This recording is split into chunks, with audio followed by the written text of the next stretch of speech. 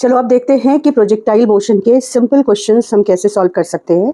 अगर आपके पास टाइम कम है तो ये वो इंपॉर्टेंट क्वेश्चंस हैं जिनको समझने के बाद तुमको आसानी से इसके सभी क्वेश्चंस करने के लिए लॉजिक दिमाग में आने लगेगा। तो जो पहला क्वेश्चन है वो है कि projectile is fired horizontally with a velocity of 98 meter per second from the top of hill of 980 meter height. Find time to reach the ground and displacement of target. This is target where projectile strikes with the ground.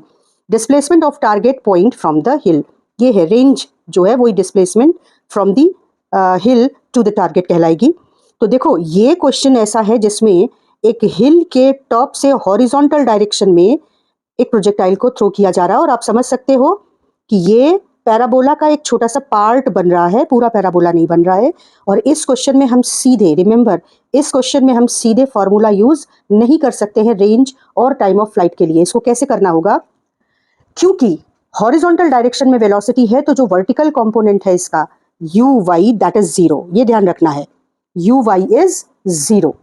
तो अगर you Y zero है, horizontal component initially 98 metre per second है, तो हम जो equation use करेंगे वो second equation of motion होगी। प्रोजेक्टाइल के क्वेश्चन करते समय एक पॉइंट ध्यान रखना है बच्चों, प्रोजेक्टाइल के क्वेश्चन सही भी हों और छोटे भी हों, उनका सोल्यूशन बहुत लंबा नहीं हो। ये है point of projection. Point of projection से जो भी क्वांटिटी नीचे की ओर जाएगी, जैसे हर डिस्टेंस हम पॉइंट ऑफ प्रोजेक्शन से मेजर करेंगे, हाइट हो या ऊपर कितना गया वो हो, तो जो क्वांटिटी पॉइंट ऑफ प्रोजेक्शन से नीचे की ओर डायरेक्टेड है, जैसे हाइट ऑफ हिल के लिए हम पॉइंट ऑफ प्रोजेक्शन से नीचे की ओर चलेंगे। मेरी जो स्केल का जीरो है वो यहाँ होगा और 490 मीटर 980 नहीं सॉरी 490 है, 490 मीटर की जो हाइट है वो हम नीचे की ओर चलते हुए मेजर करेंगे।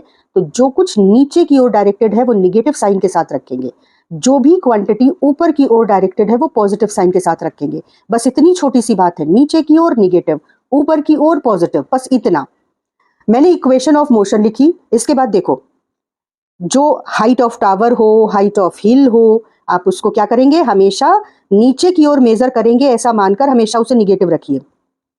तो 490 हिल की हाइट है, इनिशियल वर्टिकल कंपोनेंट नीचे की ओर 0 है और हाफ, अब जी तो हमेशा नीचे की ओर ही डायरेक्टेड होता है, तो देखो 9.8 माइनस साइन के साथ रखा तो ये प्लस माइनस हो गया।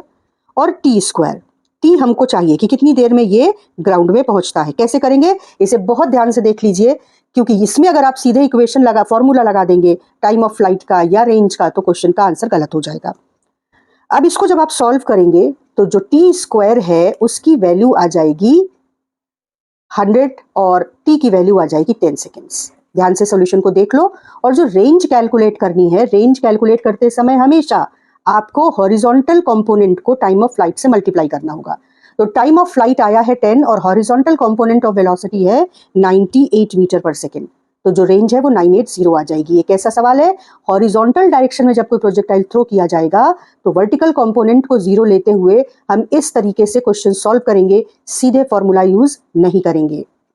पिछला क्वेश्चन तुम्हें ध्यान है कि हॉरिजॉन्टल डायरेक्शन में एक टावर या हिल के ऊपर से फेंका गया था। अब इस क्वेश्चन में देखो और कैसे दोनों क्वेश्चंस के सॉल्यूशन को अलग अलग ध्यान से समझना है। Stone is thrown from ground eight 30 degree, ground से थ्रो किया जाएगा with speed 49 metre per second. Calculate time of flight and range. अब यहाँ पर हम बहुत आराम से, ये सिंपल क्वेश्चन है, आपने टाइम ऑफ फ्लाइट का फॉर्मूला लगाया जिसमें जो एंगल ऑफ प्रोजेक्शन है 30 रख दिया, जो वेलोसिटी है वो रख दी, जी की वैल्यू रख दी और कैलकुलेट कर लिया। रेंज के लिए भी आपने सीधे फॉर्मूला लगा दिया और अगर आपको फॉर्मूला याद है तो फॉर्मूला लगा दिया और कैलकुलेट करके आंसर निकाल लिया। तो इसमें और पिछले क्वेश्चन में जो डिफरेंस है उस पर गौर करो। नेक्स्ट क्वेश्चन ध्यान से देखना, ये 30 डिग्री एंगल पर थ्रो किया गया है ग्राउंड से, लेकिन यही काम अगर हम किसी हिल या टावर के टॉप से करें तो कैसे हमारा सॉल्यूशन बदलेगा। हम सीधे फॉर्मूला कभी यूज नहीं करेंगे जब हमको टावर या हिल के टॉप से कोई ऑब्जेक्ट को थ्रो करना है। तो देखो दूसरा क्वेश्चन देखो, ठीक इसी के पैरेलल तुम्हें समझा रही हूं जिससे तुम्हें दोनों के सॉल्यूशन का डिफरेंस समझ में आए। यहां पर stone is thrown from the top of the tower at an angle 30 degree up with the horizontal with velocity 16 meter per second and it strikes the ground after 4 seconds. अब देखो इसका जो मोशन है वो तो हमें अपने अनुभव से पता चल रहा है ना कि कुछ ऐसा होगा, यहाँ पे जाके टकराएगा। क्या क्या बताना है इनको? हाइट ऑफ द टावर जैसे पहला सवाल था, और रेंज। पर पहले सवाल में हॉरिजॉन्टल डायरेक्शन में थ्रो किया गया था तो सोल्यूशन थोड़ा छोटा था, इसमें 30 डिग्री एंगल पर थ्रो किया गया है तो इसका हॉरिजॉन्टल और वर्टिकल कंपोनेंट हमको पहले निकालना होगा। और उसके बाद पॉइंट ऑफ प्रोजेक्शन से नीचे h है तो h निगेटिव साइन के साथ, g निगेटिव साइन के साथ, और देखो ये कंपोनेंट ऊपर की ओर डायरेक्टेड है तो जब इसको यूज करेंगे तो पॉजिटिव साइन के साथ, सिंपल। तो हमने फिर से h is equal to u t plus half g t square use किया, उसमें g का माइनस साइन यहाँ आ गया तो plus half g t square बन गया minus half g t square. h हमें निकालना है इसलिए शुरू में हम उसे कोई साइन नहीं देंगे। जो वर्टिकल कंपोनेंट है इनिशियल वो ऊपर की ओर है तो ये पॉजिटिव रहेगा। अब देखो 16 साइन 30, 16/2 हो गया, टाइम 4 सेकेंड हो गया, हाफ, g की वैल्यू 10 और t की वैल्यू 4। सिंपल। कैलकुलेट करोगे जब तुम तो तुमको जो आंसर मिलेगा वो -48 मीटर।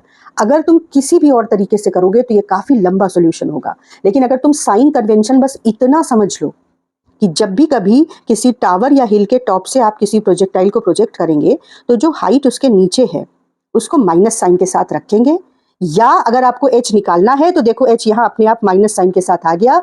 माइनस साइन का मतलब है कि जो पॉइंट ऑफ प्रोजेक्शन है वो इस हाइट के ऊपर है और ये हाइट पॉइंट ऑफ प्रोजेक्शन के नीचे है। g को आप हमेशा माइनस ही रखेंगे क्योंकि उसकी डायरेक्शन हमेशा नीचे की हो रही रहती है। तो ये हो गया हमारा हाइट कैसे निकल आया, एक ही इक्वेशन और 3 स्टेप्स। इसके बाद देखो रेंज के लिए मैंने कहा हमेशा ध्यान रखो हॉरिजॉन्टल कंपोनेंट को टाइम ऑफ फ्लाइट से मल्टीप्लाई कर दो, चुपचाप आंसर आ जाएगा। लेकिन अब इसी क्वेश्चन में अगर इस ऑब्जेक्ट को हम ऊपर की ओर 30 डिग्री अप नहीं प्रोजेक्ट करते, 30 डिग्री डाउन प्रोजेक्ट करते तो कोई दिक्कत नहीं थी, बस साइन का ध्यान रखो और 2-3 लाइन में आपका सोल्यूशन।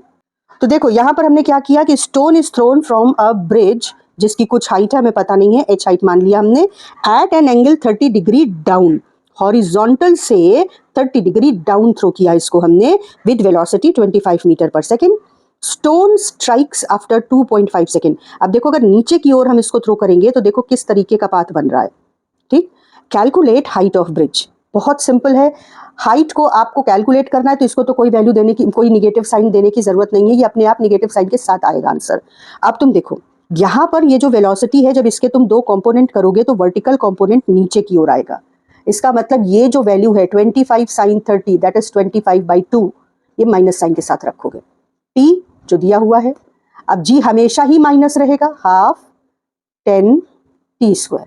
सॉल्व करोगे जो वैल्यू आएगी वो अपने आप माइनस साइन के साथ आएगी, मतलब कि पॉइंट ऑफ प्रोजेक्शन से नीचे की ओर h को आप मेजर कर रहे हैं। बस h को माइनस साइन के साथ रखना है जब कभी भी point of projection h height से है और ऊपर से फेंका जा रहा है हिल या टावर के ऊपर से। h आपको अगर वैल्यू रखनी है तो निगेटिव साइन के साथ रखेंगे। h अगर कैलकुलेट करना है तो ध्यान रखना कि भाई u और g हमेशा माइनस, u अगर हॉरिजॉन्टल कंपोनेंट तो हमेशा इस तरीके से प्लस ही रहेगा, लेकिन वर्टिकल कंपोनेंट अगर ऊपर की ओर है तो प्लस, नीचे की ओर है तो माइनस। इसके बाद 2 और क्वेश्चन, सिर्फ 2 क्वेश्चंस और मैं इस समय आपसे डिस्कस करूंगी। लास्ट मोमेंट पर बहुत मुश्किल सवालों की जगह आपको कोशिश करनी चाहिए कि जो सवाल आपको ज्यादा अच्छे से आते हैं वो देखते चले। ये भी एक अच्छा सवाल है जो एग्जामिनर्स चॉइस सवाल रहता है कि आपको कहा कि रेंज इतनी है, मैक्सिमम हाइट प्रोजेक्टाइल की इतनी है, एंगल ऑफ प्रोजेक्शन निकालो। हमेशा फॉर्मूला यूज करो सीधे। फॉर्मूला कब तुम यूज नहीं कर पाओगे, जब किसी हाइट से थ्रो किया गया, हॉरिजॉन्टल या ऊपर की ओर या नीचे की ओर किसी एंगल पर, तब आपको सीधे फॉर्मूला इस्तेमाल नहीं करना है। पर यहाँ पर रेंज का फॉर्मूला और मैक्सिमम हाइट का फॉर्मूला लिखा, रेंज 50 है, मैक्सिमम हाइट 10 है। देखो कितना सिंपल है ये सवाल। यहाँ u स्क्वायर अपॉन g की वैल्यू 50 अपॉन साइन 2 थीटा, ये यहाँ से उठाई और इसमें रख दी, तो u स्क्वायर अपॉन g की जगह 50 अपॉन साइन 2 थीटा, तो बचा क्या और हमारा साइन स्क्वायर थीटा और 2, और साथ में साइन 2 थीटा को ओपन करके 2 साइन थीटा कॉस थीटा कर दो। साइन स्क्वायर थीटा हो जाएगा sine theta into sine theta, एक साइन थीटा कैंसिल हो जाएगा और तुमको सिंपली tan थीटा बराबर 20 अपॉन 25 मिल जाएगा। आप इसको theta equal to tan inverse 4/5 भी छोड़ सकते हैं, या जो आपको अलाउड है कैलकुलेटर, ये है वो मॉडल जो कैलकुलेटर आपको अलाउड है। इस मॉडल का नंबर देखो FX82MS, ये मॉडल बोर्ड में अलाउड है। तो इसका यूज करके आप शिफ्ट बटन और tan ये दोनों अगर आप एक साथ दबाओगे तो आपको tan इनवर्स मिल जाएगा इस तरीके से, और फिर आप लिख दो 4/5 दैट इज tan इनवर्स 4/5 की वैल्यू थीटा की वैल्यू निकाल कर भी लिख सकते हो, ये 38.9 डिग्री। जो लास्ट क्वेश्चन मैं डिस्कस करना चाहूंगी वो है range is equal to maximum height, तब एंगल ऑफ प्रोजेक्शन निकालो। तो आपने रेंज की वैल्यू लिखी, मैक्सिमम हाइट की वैल्यू लिखी, इक्वल कर दिया, u² चला गया, sin 2 थीटा को आपने ओपन किया और एक साइन यहाँ से चला गया, tan थीटा की वैल्यू 4 आ गई, tan इनवर्स 4 की वैल्यू निकाल कर भी लिख सकते हैं और theta equal to tan inverse 4, ऐसे भी आप आंसर को छोड़ सकते हैं। तो न्यूमेरिकल्स में ये वो कुछ क्वेश्चंस हैं जो चलते चलते, अगर आपके पास समय कम है तो ये सवाल समझ लीजिए, तो आप नया सवाल भी आपके सामने आएगा तो आप ज़रूर उसमें अपना लॉजिक लगा पाएंगे। आई होप कि दिस विल हेल्प यू।